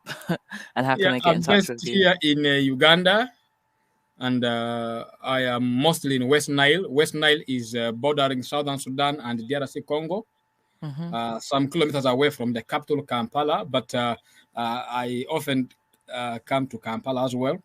And they can always get me on my social media handles, Facebook and YouTube with the same names, Daniel Jalabata TB, and that's where they can easily access, and we can connect from there. Amazing. And for those who might want to get some of my books, maybe they can check it through Amazon. Those books are there available. They can check my name, and the titles of the books are there, around 5 books so far. And I'm adding some soon by the end of the year, because I've been writing series of my experiences that I want to give as a gift for the world. Yes. That you don't have to give up, just like Liverpool's anthem. You don't have to give up. Yeah, just Liverpool, you know. Because you will never walk alone. So, yeah, all right. Thank you very much, Daniel, and please do continue doing the work that you're doing. Amazing stuff. And you didn't mention your website. How can people find your website, and what is the name of your organization? Voice of Reason International Limited is our organization, and voiceofreasoninternational.org. You will be able to get to our website and see what we do. Amazing. Thank you. So make sure you go and look up Voices of Restoration, everybody. Thank you very much. And Carleen, where can people find you? What have you got coming up, and how can they contact you? Okay. Well, I don't have any sports analogies, so I'm sorry. So as far as coming up, I'm involved in many different things. So the best way to get me to find out, know what's going on, is going to my platforms. So as far as the domestic abuse side, I'm one of 3 directors for Free Spirit Cams. As I said earlier, that offers the Freedom Program. It is held virtually, so anybody can come and sign up if they want to. So you would need to go to Free Spirit Cams, which is CAMBS.wixsite. I always say that's wrong. WIXSITE.com. So you can find us there. You can also find me on my social media platforms and my website, which we literally kind of just touched on about exploitation and grooming and online safety. So I'm also a sexual exploitation consultant working within modern slavery and trafficking as well. So on my website, that is Carleen, which you can see on the screen, CSE.com. And you can find me the same way on Instagram and LinkedIn as well, Carleen CSE. Thank you. And for anyone that doesn't know what CSE means, please give a a brief explanation. What does CSE mean? Right. So CSE is child sexual exploitation. So that is some of the sessions that I do within the councils, other professionals, and obviously with the young people as well. So I offer 1-to-1 sessions as well as 12 weekly sessions as well. There are a lot of factors that happen with adults as well. So I'm easily able to convert some of the sessions into adult exploitation sessions as well, which I am currently doing. Thank you very much. Thank you. And last but not least, Louisette, where can people find you? What have you got coming up, and how can they contact you? Yes, like Carlene, I wear many, many hats. I do a lot of things. And that just, I just believe when you have life in your body, I believe you should just do whatever makes you happy. If you love to paint, paint. If you want to make socks, make socks. If you want to sew hats, sew hats. So for me, right now I'm a student. God willing, I graduate next year. We'll have Yes, you will. Yes, with psychology and public policy as and we'll see what goes on from there. But that will be something that in terms of government and policies, that's something I'll be getting into. But you can follow me on my Instagram page. Right now it's private because I am doing some changes with stuff, but my Instagram page is Louisette LOUISETTE _ Saint Fort STFORT. I am going to be creating some fitness programs that I will be sharing with the community. Whoever wants to do it. I've been teaching for a long time. I've been running classes at the gym forever, but I will be sharing it online because I have been requested to do that because I feel it connects. It helps to break down trauma. Working out, exercises, know how to do it properly. It really does break down trauma, and it pulls out a power in you that you never knew you had. So I encourage that. Yeah. And I also would really encourage people, asking you please to go on Spotify if you have Spotify and check out my music. I will be adding new material very soon. It's just because with school, I put it right at the forefront. So I want to make sure I get good grades, but I will be adding new music there. So please support me there. I'll really appreciate it. And you'll love the music that I'll be sharing. You won't be disappointed. I promise you. Amazing. And on Spotify, what's the name that people can find you under? Oh, it's Louisette LOUISETTE. If they put that in, they might find another artist with the same name as me. But if you're having trouble, put my name in LOUISETTE and then space, put in the word sun. Sun is one of my newer songs.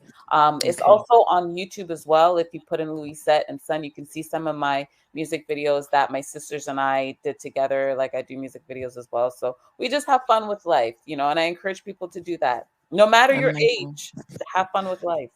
Yeah, definitely. And these are some of the ways that you are able to begin your healing processes through the exploration of your arts and creativities. So thank you. Yeah.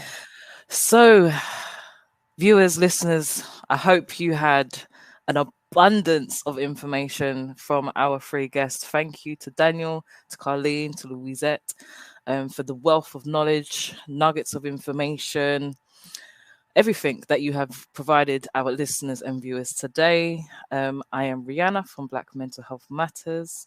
And again, apologies for the long one, but you can see why it was needed. Don't worry.